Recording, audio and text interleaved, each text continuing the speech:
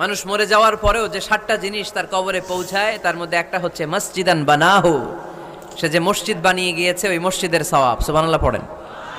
আপনি টাকা দিয়ে মসজিদ বানিয়ে দিলেন, ওই মসজিদে মুসল্লিরা নামাজ পড়ে, রোজাদাররা এসে ওখানে ইফতার খায়, তাহাজ্জুদ আদায়কারীরা তাহাজ্জুদ পড়ে, তাদের সওয়াবের কমতি হবে না, কিন্তু তাদের সওয়াবের একটা পার্সেন্টেজ সওয়াব যে ব্যক্তি মসজিদ বানালো তার আমল নামে আল্লাহ ঢুকিয়ে দেয়।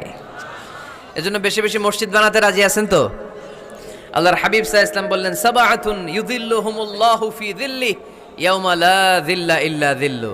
7 শ্রেণীর ব্যক্তিকে আল্লাহ তাআলা কিয়ামতের দিন আরশের নিচে ছায়া দিবে, যেদিন আল্লাহর আরশের ছায়া ছাড়া কোনো ছায়া পৃথিবীতে থাকবে না। সেই দিনটা কি এই দিনের মতো?